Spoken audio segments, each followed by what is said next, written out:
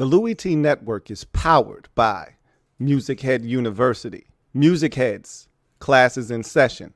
Turn me up. Enroll on YouTube now. Link is in the description.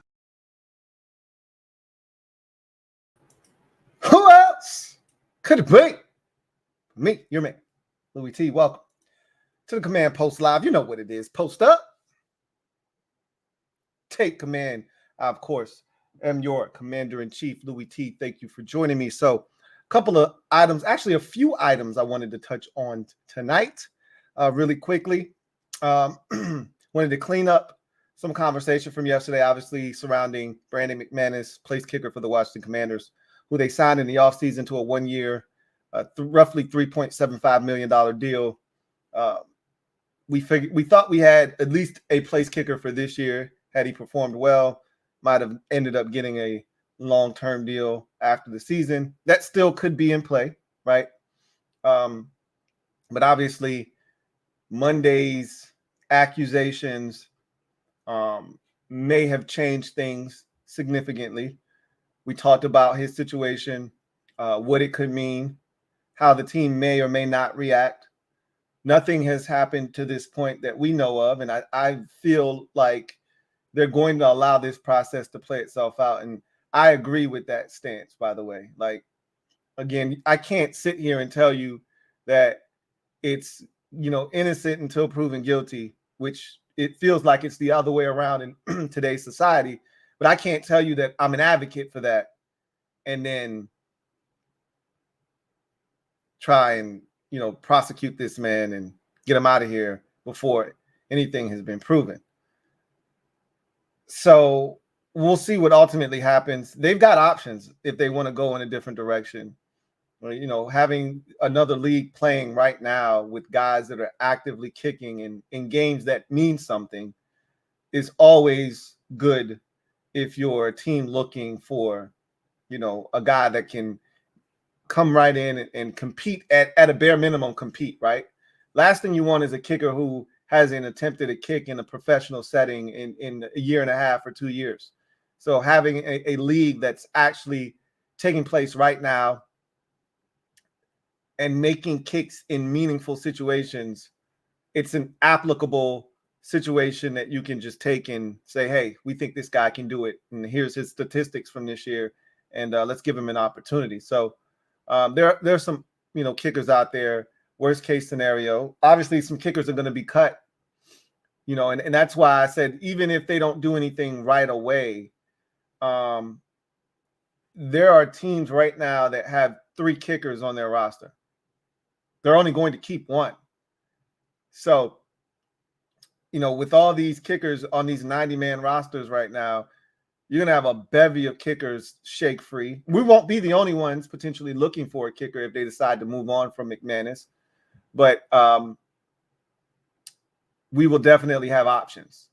So I wanted to clean that up. So we'll do that here in a second. I also wanted to talk about another front office hire that Adam Peters has made as we continue the front office heist, if you will. We have been so active in acquiring some of the best talent that other teams have to offer, guys that are up and coming in the game that, are waiting for their opportunity. And we're snatching them from all walks of football life, front office in the NFL. This guy's coming from Chicago, taking a guy from Detroit or a couple of guys from Detroit. We've taken someone from San Francisco. We've taken someone from Blesto. Like, we're reaching all over the place, man. If you've got talent, and, the Ravens as well, if you've got talent and you've been putting in the work, Adam's going to find you. It almost kind of feels like how we talk about talent in the NFL in particular. Doesn't matter where you play. If you're talented, they will find you. That's kind of how it feels right now with Adam Peters. If you're talented, he will find you, right? So we'll talk a little bit about that. And then I got a question for you guys that I'm going to ask you, and it's kind of piggybacking off of yesterday's discussion that we had on the show regarding the wide receiver position and my comfort level in the wide receiver position. Chris Cooley had broken down the film of third round wide receiver Luke McCaffrey out of Rice, talked about the things that he really liked and said he thinks this guy's going to be a really good player in the NFL at the receiver position. I tend to agree, and it's those kinds of takes coupled with what I've seen and what I already know about the group of receivers that we have already that makes me very comfortable with the position group. But I've got a question to ask you guys. We'll do that towards the tail end of the show, and I won't keep you here very long. So let's get to the first topic of discussion, and that's Brandon McManus. I just want to kind of close the book on McManus for now, or at least turn the page, go to the next chapter, because I don't think we'll hear anything else about him because we're about to go into that dead period. I think there's one more OTA session for the Commanders. If I'm not mistaken, it's going to be the second week of June or so. There may be two more. They're early in June, if that's the case. I think the last one is somewhere between like the 11th through the 14th or something like that. And then they go on that hiatus for an entire month.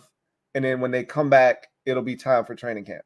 So I don't think we're going to hear a lot about this McManus situation. It's burning hot right now. So I think you're going to get all the information that you're going to get about it right now. And the thing that I love is that our organization now, this new iteration of the Washington Commanders, is very tight-lipped. Things don't get out unless they want them to be out.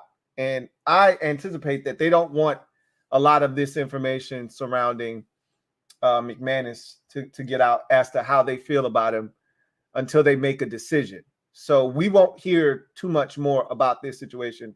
So I want to go ahead and turn the page. Now, we saw that a statement was issued by his representation, his lawyer, and then we heard from the representation of the two females in question who have lobbed these accusations at Brandon McManus and the Jacksonville Jaguars. So just know that they have one of the best ambulance chasers in the game, and Anthony Busby on the case, the same guy that was running the Deshaun Watson situation for all the females that were looking to get after Watson in that civil suit. So same thing applies here with Tony Busby. So he's one of those sleazeball lawyers where you go, when he's involved, it almost lends itself to a lack of credibility and more about money. But at the end of the day, he's gotten results, which is why these two females probably went to him, because he got those women paid from the Deshaun Watson situation, and they figure, hell, he probably can do the same for us. We'll see what happens. But I did want to read the statement from Brandon McManus's lawyer. And again, I think this will be, some of the last of what we'll hear from this situation. And good. Like, until they make a decision, I frankly don't care, right? If they cut him, cool. All right, who we signing? If they keep him, all right, let's roll, right? I'm not really tripping about it one way or the other. They're going to do what they think is best in the best interest of this organization. And if they feel like he's too much of a headache, he's too much of a liability with what he has going on, and they think that there may be validity to what's being said, they're probably going to move on from him. If they think that this is a situation that needs to be probed a little bit more into, and it's not going to happen until after the season. Remember, this guy's on a 1-year deal. So if this thing gets pushed back, and we know how the justice system works, they're probably not going to have this thing, in court until sometime in the offseason. If that's the case, they can afford to let that thing play out. By the time they get to the bottom of that situation, or, settlements reached, or, a ruling comes down, he won't even be a member of this team anymore. So there are a lot of different factors to take into consideration, but I just wanted to read this statement from his lawyer here. Statement from Brett R. Galloway, partner at McLaughlin and Stern, on behalf of Brandon McManus. Quote, to be clear, these are absolutely fictitious and demonstrably false allegations made as a part of a campaign to defame and disparage a talented and well-respected NFL player. We intend to aggressively defend Brandon's rights and integrity and clear his name by showing what these claims truly are: an extortion attempt. Closed quote. So those are some strong words from his representation, which you would expect them to come out guns a-blazing and, try to defend the name of their client. We'll see where this goes, obviously, but I think we won't hear much more about this after probably, I'll say tomorrow. If they don't do anything in the kicker department this week, then I don't think they're going to do anything about it right now. And that's not to say that they won't do anything in the near future. I just don't think they're going to do anything about it. Like, if they were really appalled by this and they thought that there was, they had proof that this was something that either transpired or they just don't want to deal with this. They're like, hey, you know what? We just don't need the headache. I think they would have started the process of moving on as we speak. The longer nothing happens, the more likely it is nothing happens. So we'll see what happens. Speaking of things happening, that's the front office of the Washington Commanders right now. Lots and lots of things are happening. Whether you're talking scouting department, whether you're talking about the actual front office, there have been so many moves, which you expect when you get a new group in and they're coming in here and they're turning this thing over after the draft has concluded. Now you can start to really get your guys in here. You don't want to rock the boat when you first get here because guys have been working for almost a full year on the draft. So you just kind of leave everybody in place. You don't want to ruffle any feathers before free agency because, again, the guys that are currently there in the front office, those guys have been there. They know the roster. They're going to kind of help you understand what's going on there. So you leave those guys where they are, get all the information, and kind of debrief them, if you will, extract all information from them, kind of get a feel for if you like these guys or not. Maybe there's a different role that you can, put them in if you want to hold on to them. But more than likely, you're going to get your guys in there and move on from the last regime. That is what is taking place right now. And speaking of which, we've seen so much movement within, again, the scouting department and the front office. So here we're back with Neil Stratton again, who has been all over this stuff. If you've been following him on Twitter or you've been watching my videos, I've been, reading a bunch of his tweets because he's been all over a lot of the front office moves that have been made by the Commanders. And in many instances, he's had it first. Like this one, he was the only guy to really have this. Everybody else was, kind of reiterating what he had tweeted out, which was the following. This is from @InsideTheLeague. Chris White, the Bears' assistant director of pro scouting since 2022, has disappeared from the team's website. We've heard he's headed to the Commanders, where he'll be the director of pro scouting.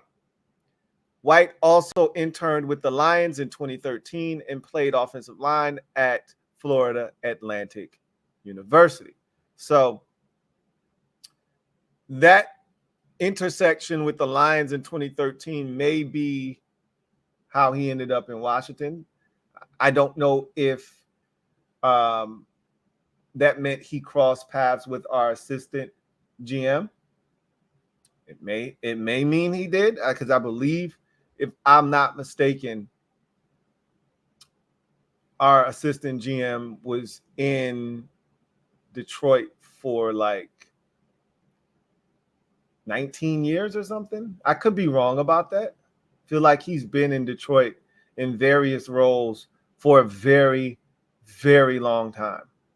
Lance Newmark. So that may be where their paths crossed, and part of the reason why he's there. Or Adam Peters could just know him. Lance Newmark could just know him. And others in the front office could just know him. 2013 with the Lions, Martin Mayhew might have been in Detroit in 2013, stinking it up. Very possible that Mayhew was on board there when he interned. So there are a number of ties potentially to Chris White. But again, if you're in the scouting department and you run in the scouting circles, almost all these guys know one another. It's one of those fraternities and groups where you run into the same people over and over again, and you're very aware of your peers. So whatever the case may be, we moved on from Chris Polian, who was our director of pro scouting. And Chris White looks to be in line to be taking his spot. And so I love the shakeup, because a lot of what was being done here was very faulty at best. And that's probably putting it mildly. You know, when you're bringing in guys like Andrew Norwell and Trey Turner at the back end of their careers when they've really got nothing left in the tank. I know last year was a little bit tough because of the transition. The money just simply wasn't there.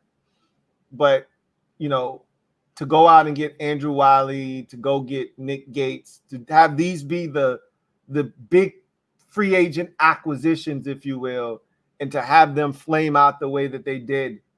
Wiley, again, played better towards the end of the season, but he was awful, especially at the beginning of the season. And Gates didn't even make it through the first 8 weeks of the season before he was benched. You got to do a better job of pro scouting. You got to do a better job of finding guys. And again, the big problem was we didn't have an identity. It's hard to find players that fit what it is you do when you don't have an identity. How am I supposed to figure out who fits here when we just got a bunch of dudes? Like it's a smorgasbord of talent here, or stuff, if you will. Like we don't even know what Commander looks like, or didn't at least. So makes it a lot tougher to find guys that fit what it is you want to do when I don't even know what it is the hell that we do, right? I don't even know what it is. All of that is changing now. And hopefully Chris White will come on board and continue to help change that narrative and steer this thing in the right direction. So another strong hire by, Adam Peters, another well-respected guy within league circles as we continue the great front office heist. I love it. Want more of it. So let's get to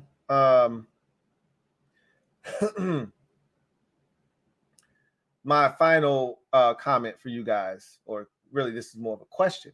So yesterday we spoke about the receiver position, and I told you that I think my level of confidence in the receiver position is a lot higher than many of yours out there. And I get it.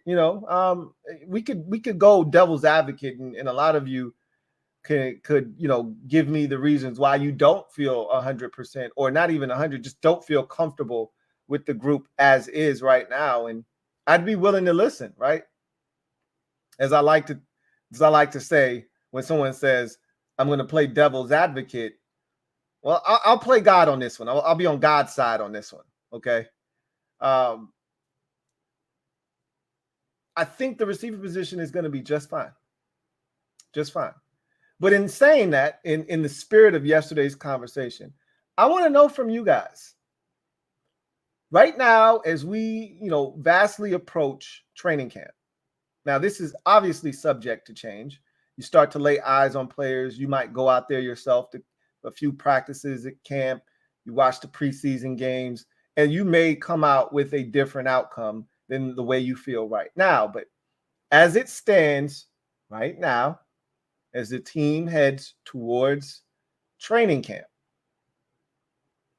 what is the one position that you have the highest confidence level in as we sit here on May the 28th? If you want, you can just give me one position overall. If you'd like, you can give me one on each side of the football. What is the one position that you have the highest confidence level in right now as we sit here on May the 28th? I can't wait to read some of your responses. When I ask questions like this, a lot of times I usually do it in a upload setting so that the comments are all there instead of some of the comments. I was just being lazy, to be honest with you. Instead of me having to shoot the video, edit it, and then upload it, I just said, what the hell, let's just go live and get it up there and move on, right? So some of the comments I might miss because they're in the live chat and they're not in the actual comment section at the end, but that's fine too. You know what's going to be crazy is I asked this question and I think I know what the answer is going to be for many of you.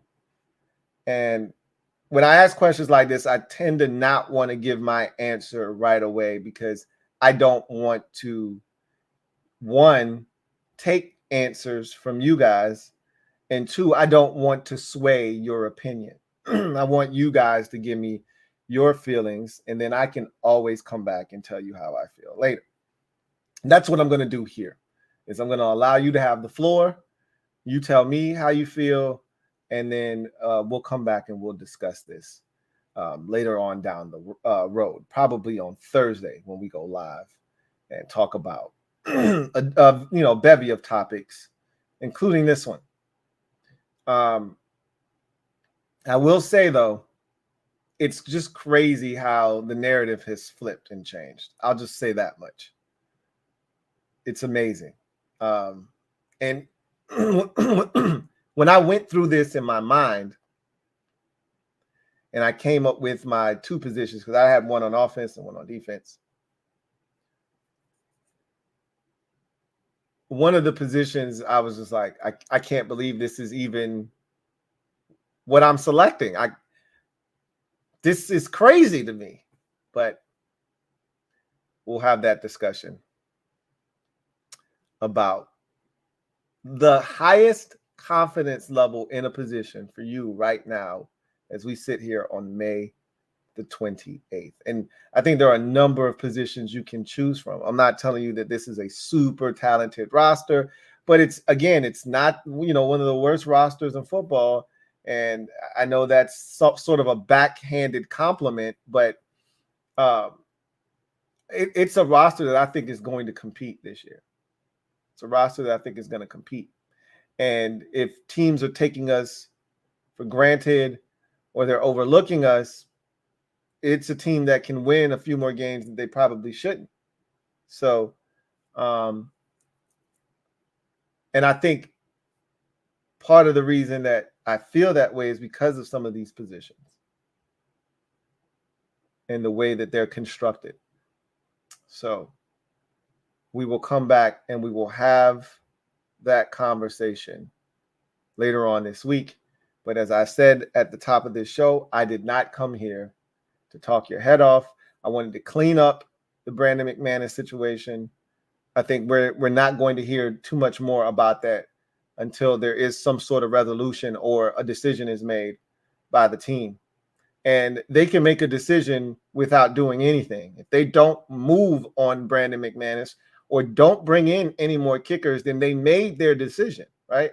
They don't have to say anything or do anything, and they're telling you what their decision is by their actions, right? So we'll find out soon enough. More help for the front office as they continue to, and as I've said this, I feel like we're getting close to the end of that process, but as I've told you, they're probably not done rearranging furniture, putting up new decorations in the front office and in the scouting department. They're continuing to bolster this group. And for the first time in a long time, we have a professional outfit, a real NFL franchise with real pieces and parts that you look at the rest of the league and say, hey, we have one of those. And ours actually works. Our front office and our scouting departments are actually about to do what scouting departments and front offices are supposed to do at a very high level. You add high-level pieces, you get high-level output. That's what we're currently in the process of doing. So you have to feel good about what they've done all over. I mean, think about what they've done from an analytics standpoint. Think about what they've done from a health and nutrition standpoint, and all the people that they've added in these specific roles, and guys that have come in from all various walks of life, and high-ranking officials here, or a guy with expertise there. You just think about all of the things that they've done to enhance the operation, not just on the football side of things, but the behind the scenes. Again, the analytics department. We didn't have one. Ronald Rivera's definition of analytics was, if we're at home, we should go for 2. And if we're on the road, or if we're at home, you kick the extra point. And if you're on the road, you should go for 2. That's what the analytics say. And then he would not do what he claimed the analytics said, by virtue of kicking the extra point against the Eagles last season, because it didn't work in 2020 when we played the Giants. So he bitched up and he kicked the extra point against the Eagles, and we lost that game. So that was his definition of the analytics. He'd mangle the clock and then say, well, the analytics told. No, the analytics didn't tell you to do that to the clock. No analytics guy in his right mind would tell you to call your timeouts on the opposite end of the 2-minute warning, because you're getting less time, not more time, doing that, genius. So yeah, we had one guy in the quote unquote analytics department, and it was the same guy that was our head coach. That was the extent of our analytics department last year, and the 3 years that preceded it. So it's a breath of fresh air to see all of the moves that they're making, bringing in people in nutrition and people on the health side of things and recovery, to try to help us be a healthier football team. It's just so fascinating to see the transformation taking place right in front of our very eyes. Now, again, none of this matters until you start winning. But for those of you who, are fixated on the end result, I'm more of taking the Kirk Cousins approach right now, and I'm really all about the process, because this is not a chicken or the egg type of complex. I know which one comes first. Okay. We don't have to debate pass rusher or corner. Which one's more important? That's chicken or the egg. This is definitively, you need to build it up correctly in order to get the results you're looking for on the field. That's what they're doing right now. So it starts at the top, and we've seen all of the moves that have been made, all the changes that have been made, sweeping changes. And I got an eerie feeling that as early as this season, again, I'm not expecting a big win total, type of season, but just the way that I feel watching the team, I was not excited to watch Washington Commanders football last year. It was after about week 10, that Seattle game, it wasn't fun anymore. That Seattle game drained what little hope I had left for a season. Really, any hope I had died on the operating table in East Rutherford, New Jersey, when we lost to the Giants 14-7 in week 7.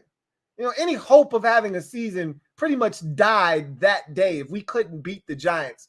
I know it felt really bad after the Bears game, but we could have bounced back from that. And had we beaten the Giants, we could have done that, because if you recall, we beat the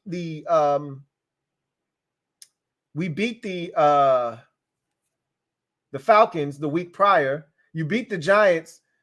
Who knows what happens? We had the Eagles, and even if you lose in the manner that we lost to the Eagles, that second game, which was we were up big and we blew it again, but you follow that up with a win over New England, you would have won 3 out of 4. You would have felt so much different. And then the one loss was a close, loss in which you dominated that game for 3 quarters, essentially, or 2 quarters, and you blew it. But you feel good about like what you were doing. But I didn't have fun watching this team after week 10. That was the last game that was any fun to watch, the Seattle game on the road. After that, it was a disaster, man. It was horrible. It was a chore.